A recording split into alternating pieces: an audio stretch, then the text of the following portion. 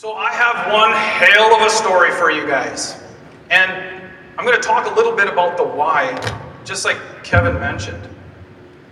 We live in a really unique place here in Alberta, and it's something that I've learned a lot over the course of this project. And this is a beautiful picture from Greg Johnson. 2 years ago at our conference, we had the tornado hunter here. And some of what we learned here is hail in Alberta is a really big problem. In fact, like Diane mentioned, we're the hail capital of Canada, if not North America. So we have a special problem to deal with. A lot of it's to do with the geography that we have here in our province, in the shadow of the mountains, and the climate that happens. This is a little sheet that sort of exemplifies how big of a problem hail is in Alberta. So it says since 2010, we've had over $5 billion worth of damage due to hail. And I was recently reading that in the US, thanks to these big cities and these huge hail areas, there's tremendous damage. In Phoenix, a few years back, they had a $2 billion storm. So the insurance world, this is a really important thing. Calgary broke the record that they previously had from 1991 in 2010 and had a $4 million hailstorm. So Calgary is kind of a special place, and it's not just because of the flames. I hate the flames. But they're known across Canada as the most costly place to live. They're the most prone area, and there's this little special spot that we circle there that's famous called Hail Alley. And that's where we see frequent disastrous storms. So if you think of that number, 2010, $400 million damage in Calgary alone, I'm going to tell you a little bit about how much damage happens to crops. This is an aerial shot of one of those storms that really sort of a neat little visual demonstration of the swaths of hailstorm. This is near Airdrie, and that's just a strip of hail all the way across there. This is showing hail events and wind events over the last 10 years or so. I'm not sure if this data really recognizes the fact that we are starting to see an increase in hailstorms or not. The red bars there are the hail and severe windstorms. So 2016, 2017 were pretty significant years for us, and that actually shows up in the data pretty quickly. Believe it or not, I actually read the AFSC final reports this last year. See that, guys? What a tremendous, amazing realization it was for me how important hail is. On the left there, the 3 years that we did our study, 2015, 2016, 2017, of all of the insurance claims, the cause of loss for hail was 50% in 2015, 78% in 2016, and 43% in 2017. So that 2016 year also blew my mind that if there was some freak amazing storm that wiped out all the crops that were insured, that they would have had to pay out $4.1 billion in losses.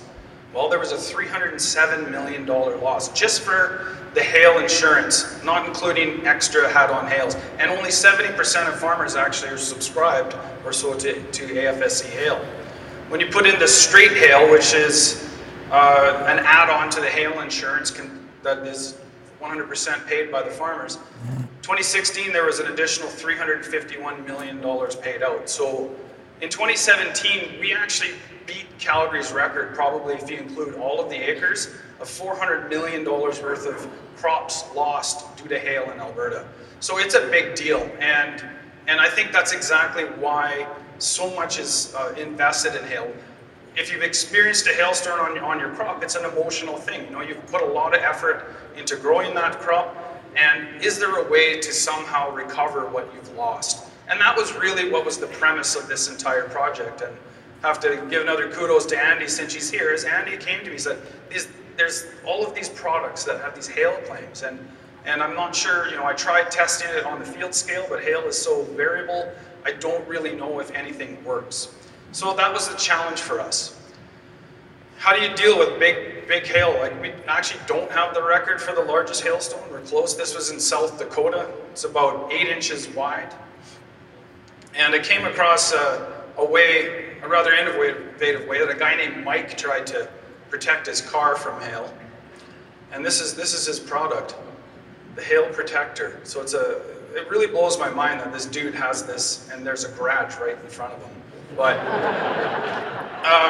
this is the high-end way to protect your vehicles from hail. Maybe we can build bigger ones for fields. I don't know.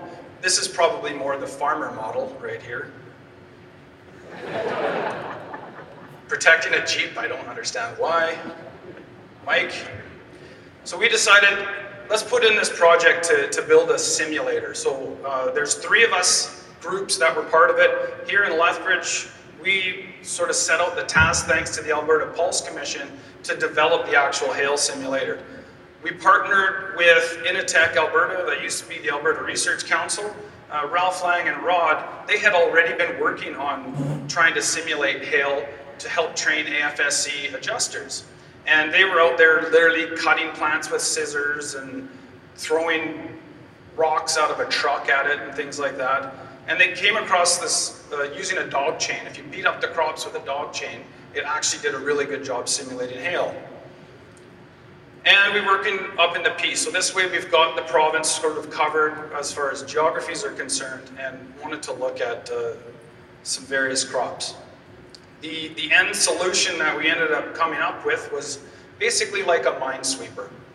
And it's just a rotating drum with a whole bunch of chains on it. And that allowed us to go in whenever we wanted, so we could look at the different crop stages and beat up crops like it was nobody's business. We had, at the beginning, we did some work with AFSC on canola in particular. We could see canola is such a huge crop. We'd have to go over that crop back and forth a number of times to get the various defoliation levels. The folks up at Initech, they decided to put golf balls on theirs, and it was on a self-propelled sort of plot tender. So they learned how to beat up their crops pretty well as well. Not sure if there's anything left after that. And then a similar device up in the Peace River area. So we use these machines, and we could really accurately get a certain defoliation level. And that allowed us to do a lot of nice things. It allowed us some control over the environment so that we could test the crop stages. We could also look at the damage level, so the percent defoliation. And then after that, we could go on and spray rescue products. So there are certain fungicides and nutrient blends that actually have claims on their websites or their labels that they can help reduce stress and help a crop improve from that event, and to even recover some yields. So in peas, the first thing we did was the 3 timings. We did 4 to 6 nodes, sort of an early, kind of mid-June type damage level. We did a flowering stage and then a potting stage, and they were about a 2-week increment, so kind of June 15th, July, and then July 15th. We did 3 damage levels. One was a check. We thought it would be important to understand, are we getting a response to that product regardless of the damage? We did a light hail and a heavy hail, and those we had to calibrate each time we went out to do it, because every crop was different. So we had a test strip, and we would figure out how many passes we needed to hit those different damage levels. And we also had the AFSC adjusters come out and rate the plots for damage a week after we did it. And we found out that they're actually pretty darn good with their assessments. For the treatments, we had a check again, a fungicide, in this case was headline, and a nutrient, which was ATP and boron. So to look at the results, the early timing, you'll notice that, actually I'll need a pen now if you don't mind, Daryl.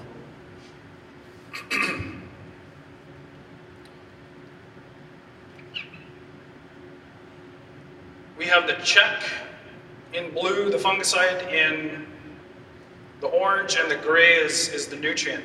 In all of our treatments, there's not really any significant difference at that early timing change. And the yield loss that we associated with on the first drop is 15% on the light damage and 20% on the heavier damage. So right off the bat, we were kind of interested in the fact that the amount of damage didn't matter as much as the timing. As we moved 2 weeks to the flowering stage, that's when we saw a really big drop off in yield. So now we've lost 42% and 49%. But again, the damage level didn't matter as much as the timing. And we also didn't see any significant responses. So this is over 3 years at 9 locations. When we went to the latest stage, middle of July or end of July, at the potting stage, the losses were quite significant. So 54% and 68% yield losses on the light and heavy damage, but no apparent response to the rescue products. And that's what it looks like overall. So we did find that peas of all the crops were the most sensitive to hail damage on its own. So there's something to learn there, that there are different tolerances that crops have to hail events. We did just a single location on dry beans here in Lethbridge, so we've got 3 site years of data on that. The timing there was again 4 to 6 trifoliate, flowering and potting. The same damage level, 0, 33 and 66, but we switched it up this time. Instead of a fungicide, we did Parasol and Omex P3. The data is a little bit more variable. Again, I was actually surprised that beans are somewhat tolerant to hail. I think they're more tolerant to hail than peas would be. The data was not very concise at being able to pick out any significant differences among the treatment at our early timing. For the mid-timing, we dropped now to 26 and 34% yield loss. At the early timing, there was actually not very much yield loss at all. So I think the indeterminate growth that beans have really makes it a quite resilient crop to that earlier damage. And then when we moved to the later timing, the damage dropped to 25% and 41% based on our damage levels. No significant effects of the recovery products.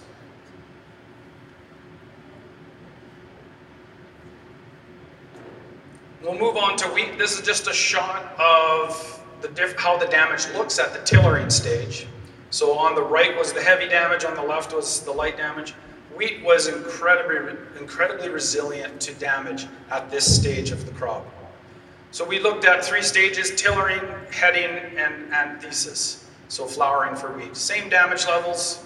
We switched up the products again. This time we used a Fusarium head blight type fungicide, Procero, and Alpine G22 as the nutrient. Quick overhead look at the plots. These are large plots. We have 27 treatments, 4 replicates, and you can see, obviously with the early damage, you have more time for the crop to recover, and with the late damage, not so much. The first rep there is non-randomized, and then the other 3 reps are all mixed up and randomized. So trying to be able to, in the split plot design, have the statistical power to pick out any potential differences. So, like I mentioned before, early stage, wheat's awesome. So if you're in an area that has really high risk of hail, wheat's a pretty good option, especially with the early timing. So very little, 3%, 6% loss on the heavy and light damages. 2 weeks later though, the damages are much more significant when we have the head starting to emerge out.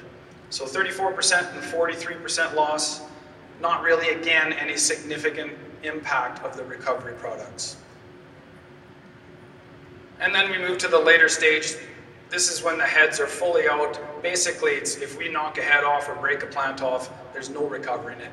Yes, there's going to be new tillers that come out, but they don't have a chance to really grow into anything worth collecting, and in most cases it actually caused more problems with green seeds and storage issues. So what I'm telling you is nothing really works, and unfortunately it's important to know that, but it's not a blanket statement.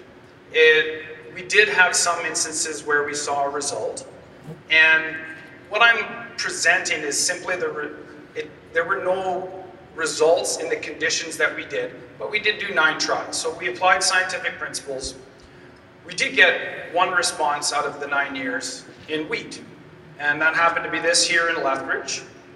And we still have to sort of sort through this data, but it's very likely that the conditions surrounding those particular applications at the mid timing and the late timing, we saw a response to both the fungicide and the nutrient product.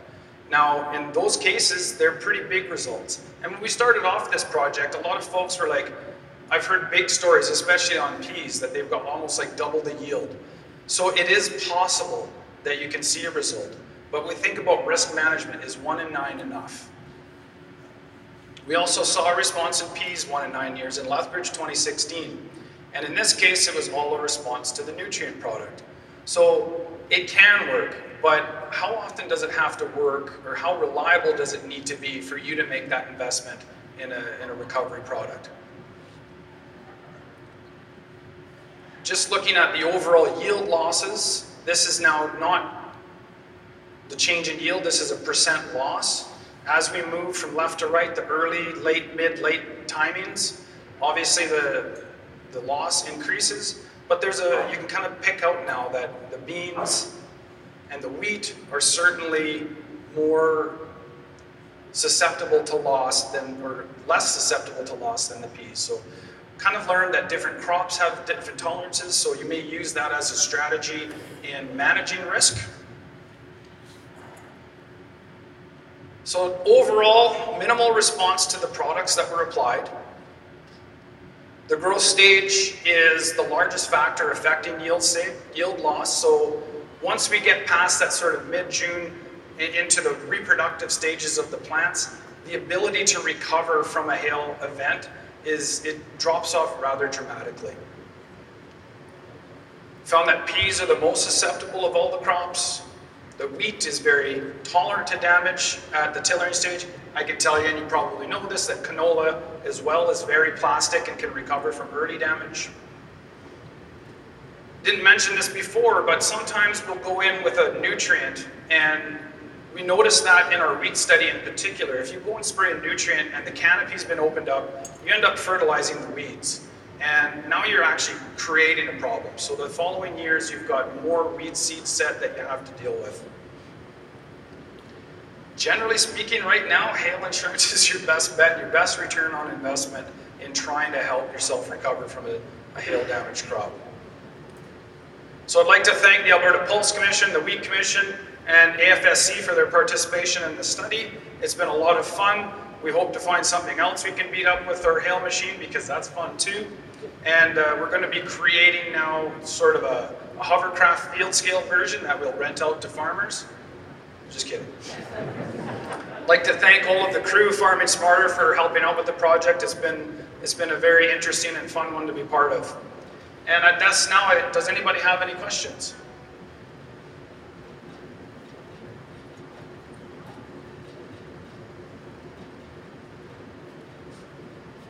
All right then.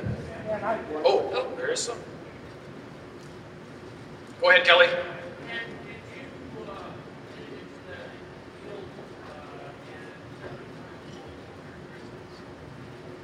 Ken, in addition to yield assessments and some of the other normal parameters, did you look at sort of visual appearance of the crops? Because one of the issues that occurs is that often if you do spray, let's say, a fungicide, it may actually control some of the saprophytic organisms which are feeding on the dead tissue. Mm-hmm. It's not really benefiting the healthy portion of the plant. Visually, it looks like the health of the crop is improved.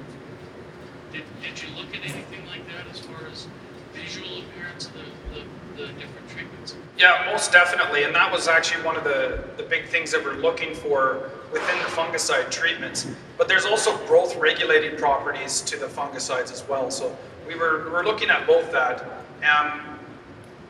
There were visual differences in the saprophytic part, but what we found is that it didn't change the yield in the end. So I think we found that often in fungicide trials as well, is we can see a visual difference, but it's not enough to impact a yield change or a significant enough yield response that was measurable.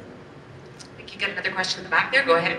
Ken, I was wondering if there's possibility, or you might speculate on a difference you might see in how quickly a crop responds if it's a very fertile soil that's planted into compared to one that's a little more not quite the juice poured to the soil to begin with. And also then, just to follow up also, is any comment on what those nutrients might look like 2 weeks after the hail event instead of the yield? Yeah, so we weren't able to answer all of the questions with this study. We were trying to do sort of a broad scope. It was already a 27 treatment trial, which is the maximum size you can get for an agronomy study. At the Lethbridge location, it was a very high nutrient background, so it was an irrigated site. In fact, we tried to irrigate right after we did the damage to sort of simulate that potential effect of the moisture that would come with a hail event as well, and didn't really notice any significant responses as far as the nutrient applications or any visual differences in how the crop really looked as far as nutrients are concerned. It wasn't the intent of the study, but we were hoping that we would pick out some winners within the study that we could again look at more closely. So the study certainly doesn't answer all questions, but it was a good start, I think.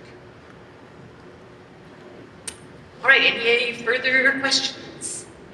What's step number 2 in the study? Are you going to carry on? Have you got any wish lists that you'd like to be able to use the machines for, or what other things you'd like to examine in this whole fascinating area of hail? I think there would be some opportunity to study some other crops, for sure. But at this point, we're still sort of working on the final report, and step 2, we'll see where it goes. Okay. Oh, John, just in the nick of time.